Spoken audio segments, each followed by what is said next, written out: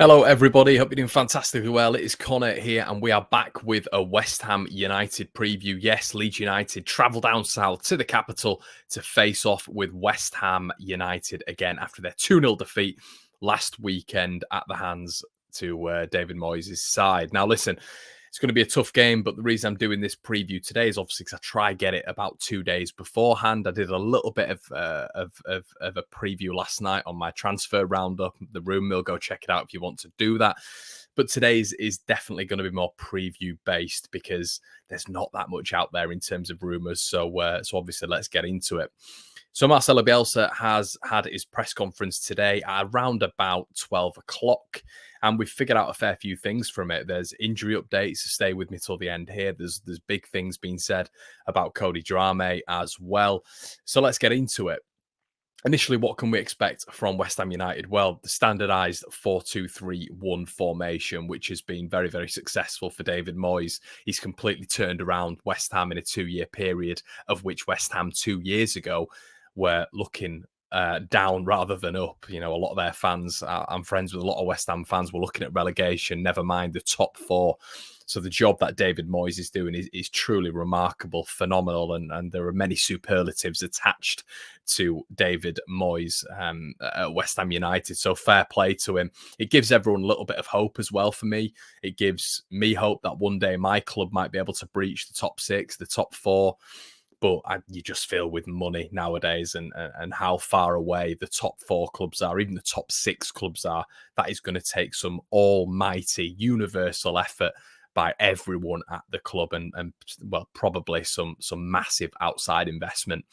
So yeah, West Ham are a good club, and I think the standout player at this, or players, I'll go plural, at this moment in time, it's Declan Rice, who I think is a truly magnificent player. I think he never loses the ball, and that's when he's taking risks as well. And I think if you are taking risks continuously, you are moving forward. Maybe when you don't need to move forward, you can pass sideways and get your stats up in that way. He continuously does that. He'll get the ball, maraud forward, try create things. He's always wanting the ball. And as I've said at the start, guys, when he's in possession, he's highly effective. Every single time I see West Ham United, this guy stands out.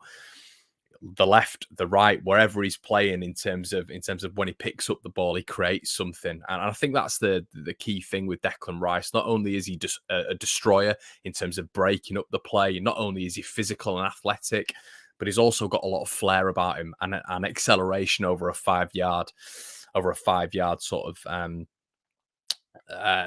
period or you know, sort of yardstick, if you will. So yeah, that's a real plaudit to him. So I think anytime he plays, it's a big boost for West Ham United, and his fitness record is also fantastic. You know, we always compare Calvin Phillips, don't we, to Declan Rice. My preferred player in those two is Declan Rice, 100%. But Calvin brings a lot to our side. He's a massive specialist in that area, whereas I think Declan Rice is a specialist over multiple midfield areas. So I think that gives him the slight edge. And his fitness, Declan Rice is fit over Calvin Phillips, and he's a lot younger. So yeah, I'm waffling on a little bit here. I'm going on tangents, but naturally I'll get people in the comments saying, well, Phillips is better or whatever. I know people have this bizarre comparison. I would choose Declan Rice though, and I think once again he's likely to be fit for this weekend. Obviously he's had no injury bouts, but the person next to him, Struijk, who's been a monster for West Ham United. You know, we saw him score against Leeds United last season. He's difficult to mark in the air. Leeds United have been much better on set pieces this year, but Struijk is a big problem. So I know he was ill at the weekend's fixture when when Leeds played up against West Ham United, they put Lanzini in there, which I actually thought worked quite nicely. He's more of a technical player in there. Rice just sort of deploying a little bit of a Calvin Phillips role in essence, when Phillips passes the ball to Click to then move forward and produce things technically. That's essentially what Declan Rice was trying to mirror with Lanzini, and I thought it worked really, really well. Obviously, Lanzini picking up a goal as well. So as I'm talking, you can tell that throughout their squad, they've got quality. They really have, on the bench options like Yarmolenko, Ryan Fredericks as well, who played against Leeds, who I thought had a good game. So yeah, these sort of players can hurt Leeds, and yeah, it's becoming very, very difficult week in, week out to say Leeds are going to win games like this, because I think it's very, very unlikely. In previews before last season, I'd go into these games and think, yeah, we can. Aside from the top four, really, I'd think, yeah, we can do something. We can give them a game. We can win. But this season it's been very, very difficult for me to be honest and think that Leeds United are going to win the game, but we'll have to wait and see. But a standout operator for me is Jarrod Bowen. Now, we all experienced him at Hull City. There was massive links with him and Leeds United at the same time as Dan James was linked. And Jarrod Bowen's just phenomenal. I think he'll probably end up at Liverpool, and that just shows the caliber of the player. I think he sort of is a little bit like Diego Jota in many aspects in terms of mirroring his attributes, his pace, his ability to play on the left or the right, his ability to play as the 9, his aerial presence for such a small lad, his pace on the turn, his graft, his ability to just go. His engine is massive. His cardio is very, very good. And he fit into this Leeds side perfectly, or he would have done if we could have just scouted and picked him up from Hull. But we didn't. We let that one go. He went to West Ham and he's been absolutely phenomenal. And every time you see Jarrod Bowen, he's brilliant. And you might not notice him as much against Leeds when he's not scoring, because he's not scored in every single game he's played up against Leeds United, but he's very, very effective, and he's a big, big problem. And he's a big problem for every single team. We've seen him be a problem against Chelsea, against Liverpool, against all the top clubs, and he's going to be a problem again this week. And Jarrod Bowen has been phenomenal, and I will be very, very surprised to see him stay at West Ham. But the good news for West Ham fans is, if they do let Jarrod Bowen go, he's going to go for a sizable figure, a real sizable figure. And yeah, I think Bowen's been very, very good. So him and Rice are the standouts for me. But there's no arguments that the back line can be got at. I look at Cresswell, I look at Diop, I look at Dawson in particular, and I look at Fabianski and Kufa, and I think to myself, if we employ a pressing system, which is just absent at the minute. We're playing this man-marking system, and it's a mid-block, but it's high pressing. It's just all a bit confusing when you watch Leeds at the minute.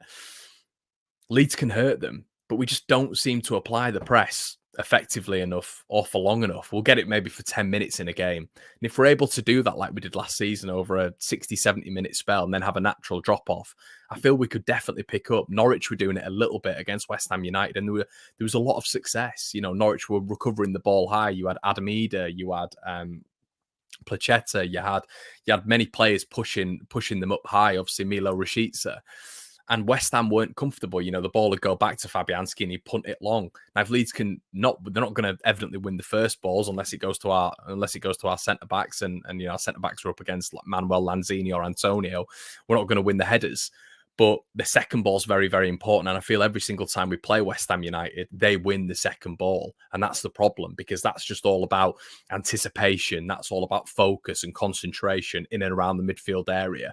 Leeds have got to start winning those second balls, because if we win those second balls, if we're able to press them high and force mistakes, Leeds can get something from this game. The problem with Leeds is you just know we're always going to concede. And, even if we go 1-0 up, is anybody realistically confident when we go 1-0 up this season? I'm certainly not. I still think Leeds need 2 or 3 goals to be comfortable. So, yeah, it's going to be an interesting watch. Big news today from Bielsa's press conference, an immediate reaction. Cody Drama, he was speaking about, he doesn't seem happy, Bielsa. I haven't got the quotes to hand, but I'm paraphrasing. He doesn't seem happy with what's happened. The club essentially didn't want to let him go, and it seems to have been forced from Drame's side, which is really, really interesting.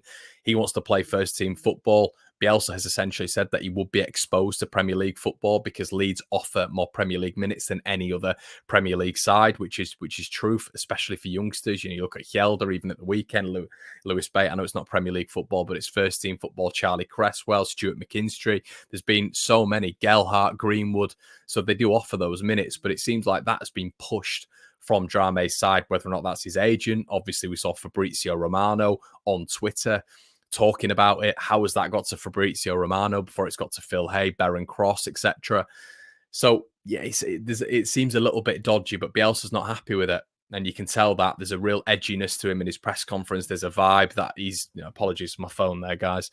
But there's problems there. And Bielsa said that they didn't want him to leave. Essentially, that's the nooks and crannies of it. So I will predict he will never play for Leeds again. They've let him go. It's clearly burnt the club a little bit. It's definitely burnt Bielsa. You can tell that. If you want to read his quotes, go over to Leeds-Live. You'll be able to see that.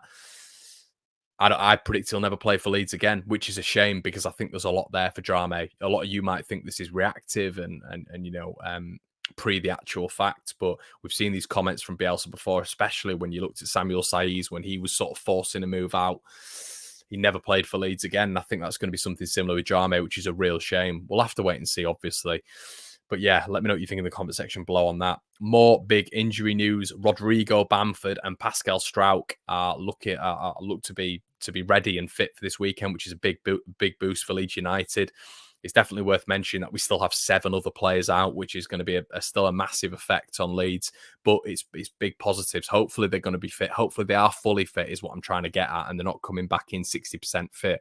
Obviously, we've barely seen any under 23 minutes from Rodrigo. I don't think there's been any. Bamford, there's not been any. And Struijk, I don't think there's been any. You guys might be able to correct me in the comment section below. But Bielsa said they've evaluated it and they are fit. So, yeah, big pluses. It's going to be really nice to see Struijk and Koch at centre-back. We've not seen that combination near enough. I think, we've got a lot of physicality there. What they both stand at 6'4". So that's massive against a physical West Ham side. And you'd expect them to deal, hopefully, touch wood, with Antonio. Because I think, we have had centre-backs who've dealt with him quite well in the past, even though he's managed to score. But yeah, overall, over the 90 minutes, I think we've had, Charlie Cresswell, we've had Leo Hjelde, we've had players of the like who've been able to deal with him quite well. I actually thought Llorente, and I think Llorente does struggle with him. I think he gets too tight and he gets rolled and he doesn't have the physicality of Antonio. You look at Robin Koch, you look at Pascal Struijk, and just with the sheer size of them both, they definitely have that physical aspect. So that's a big plus. Rodrigo being back, I'm still hearing lots of people wanting him in the midfield. I mean, it might work, but for me, if he's in the midfield, he's so attacking based, Leeds just lose so much strength and depth in the midfield in terms of defensive capabilities. So for me, it is, if Firpo is fit, it's still like for like. It's still Dallas in there, it's still Forshaw in there, and either Click or Lewis Bate. He doesn't get in for me, Rodrigo. He's not shown enough when he's been in there. The only beneficiary of Rodrigo being in there is Rafinha seems to perform better. But overall, his overall midfield performance, he's not a midfielder. I don't blame the guy. He's shoehorned in there. So, yeah, not for me at all. He's never been a midfielder. I don't think it works. I don't think it's ever worked unless unless the opposition are sort of stepping off Leeds and hitting Leeds with counter-attacks. If you get teams who have very decent midfields, like West Ham do, Rodrigo naturally struggles. And we've seen him struggle against West Ham United before in that role. So it's going to be fascinating to see. I'm going to get our predictions from the fellas on the debrief, Brownie and KG, up on our social media. So check out for that one. I'm really positive in terms of the numbers back, but I'll be brutally honest with you guys. I think it's going to be a tough one. I think it's going to be a tough assignment. And you guys know you subscribe to me, nearly on 18,000, by the way. Keep subscribing to the channel for I'm trying to do as many daily videos as I can. Keep commenting, keep liking, but I'm going to go with a prediction that, you're not all going to like, but I just see it as realism. I'm not going to fake you. These guys are running for top 4. We've not beaten them under Bielsa. They've beaten us every single time. So yeah, I'm going to go with a conclusive 3-1 loss. I said 2-1 yesterday, but I'm just I'm not in a completely positive headspace when it comes to Leeds United and seeing things different at the minute. I still think we're going to get Rodrigo in the middle when he's not had many minutes, and I think that's going to affect us big time. I don't know if Bamford's going to start. Is it going to be James up front again? That's probably quite likely with Bamford coming back into it. Is Pascal even going to start? You know, these players can feature. I think Pascal will, but the other two, it's going to be very, very interesting. So keep your eye out for that one, guys. I think I just said my prediction, didn't I? Yeah, West Ham 3, Leeds United 1. That's my prediction. Let me know in the comment section below your predictions. Keep subscribing to the channel, liking the content, and we'll be back on Monday, as always, guys, with a Rumour Mill episode. We do it 5 times a week, and obviously we've got your previews in there as well as the debrief. The debrief will be on Monday night as well, so it's double videos on Monday. Have a good one, guys. I'll see you in a bit.